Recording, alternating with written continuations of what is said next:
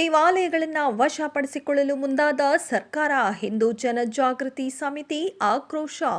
ಹಿಂದೂ ದೇವಾಲಯಗಳನ್ನು ರಾಜ್ಯ ಸರ್ಕಾರ ವಶಪಡಿಸಿಕೊಳ್ಳಲು ಮುಂದಾಗಿದೆ. ಸದ್ಯ ಈ ವಿಚಾರವಾಗಿ ಹಿಂದೂ ಜನಜಾಗೃತಿ ಸಮಿತಿ ರಾಜ್ಯ ಸಂಚಾಲಕ ಮೋಹನ್ ಗೌಡ ಪ್ರತಿಕ್ರಿಯಿಸಿದ್ದು, ಹಿಂದೂ ದೇವಾಲಯಗಳನ್ನು ಟಾರ್ಗೆಟ್ ಮಾಡಲಾಗ್ತಿದೆ.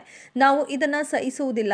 162 ಖಾಸಗಿ ದೇಗುಲಕ್ಕೆ ನೋಟಿಸ್ ಕೊಟ್ಟು ಮುಜರಾಯಿ ವ್ಯಾಪ್ತಿಗೆ ತೆಗೆದುಕೊಳ್ಳಲು ಮುಂದಾಗಿದ್ದಾರೆ. ಕೆಲ ದೇವಾಲಯದ ಡೆಮಾಲಿಷ್ಗೂ ಸಹ ಆದೇಶ ಕೊಡಲಾಗಿದೆ ಎಂದು ಹೇಳಿದ್ದಾರೆ.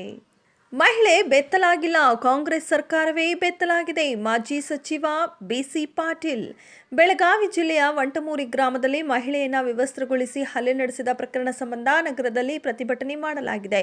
ಈ ವೇಳೆ ಮಾತನಾಡಿದ ಮಾಜಿ ಸಚಿವ ಬಿಸಿ ಪಾಟೀಲ್, ಮಹಿಳೆ ಬೆತ್ತಲೆ ಆಗಿಲ್ಲ, ಇಡೀ ಕಾಂಗ್ರೆಸ್ ಸರ್ಕಾರವೇ ಬೆತ್ತಲೆ ಆಗಿದೆ. ಕಾನೂನು ಸುವ್ಯವಸ್ಥೆ ಎಲ್ಲಿದೆ?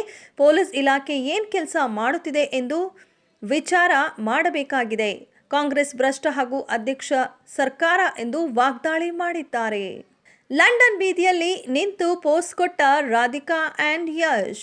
ಟಾಕ್ಸಿಕ್ ಸಿನಿಮಾದ ಅಪ್ಡೇಟ್ ಕೊಟ್ಟ ನಂತರ ಲಂಡನ್ಗೆ ಹಾರಿದ್ದಾರೆ ನಟ ಯಶ್ ಮತ್ತು ರಾಧಿಕಾ ಪಂಡಿತ್. ಕ್ರಿಸ್ಮಸ್ಗಾಗಿ ಸಿಂಗಾರಗೊಂಡಿರುವ ಲಂಡನ್ ಬೀದಿಯಲ್ಲಿ ನಿಂತುಕೊಂಡು ಯಶ್ ದಂಪತಿ ಪೋಸ್ಟ್ ಕೊಟ್ಟಿದ್ದಾರೆ. ಆ ಫೋಟೋವನ್ನು ರಾಧಿಕಾ ತಮ್ಮ ಇನ್ಸ್ಟಾಗ್ರಾಮ್ ಪೇಜಲ್ಲಿ ಪೋಸ್ಟ್ ಮಾಡಿದ್ದಾರೆ. ರಾಮ ಮಂದಿರ ಉದ್ಘಾಟನೆಗೆ ರಿಷಬ್ ಶೆಟ್ಟಿಗೆ ಆಹ್ವಾನ. ಅಯೋಧ್ಯ ರಾಮ ಮಂದಿರ ಲೋಕಾರ್ಪಣೆ ಕಾರ್ಯಕ್ರಮಕ್ಕೆ ದಕ್ಷಿಣ ಭಾರತದ ಕೆಲವರು ನಟ ನಟಿಯರನ್ನ ಆಹ್ವಾನಿಸಿದ್ದು, ಕನ್ನಡದಲ್ಲಿ ರಿಷಬ್ ಶೆಟ್ಟಿ ಅವರಿಗೆ ಇಂಥದ್ದೊಂದು ಅವಕಾಶ ಸಿಕ್ಕಿದೆ. ರಾಮ ಮಂದಿರ ಉದ್ಘಾಟನೆಗೆ ರಿಷಬ್ ಶೆಟ್ಟಿ ಅವರನ್ನ ಆಹ್ವಾನಿಸಿದ್ದಾರೆ ಎಂದು ಹೇಳಲಾಗ್ತಿದೆ. ರಜನಿಕಾಂತ್, ಮೋಹನ್ ಲಾಲ್, ಚಿರಂಜೀವಿ ಸೇರಿದಂತೆ ಕೆಲವು ನಟರಿಗೆ ಇಂಥದ್ದೊಂದು ಆಹ್ವಾನ ಸದ್ಯ ಸಿಕ್ಕಿದೆಯಂತೆ. ಇದೆಷ್ಟೋ ಈ ಹೊತ್ತಿನ ಟಾಪ್ ಸುದ್ದಿಗಳು. ಮತ್ತಷ್ಟು ಸುದ್ದಿಗಾಗಿ ನೋಡ್ತಾ ಇರಿ ಪ್ಲೇ ಕನ್ನಡ ಟಿವಿ.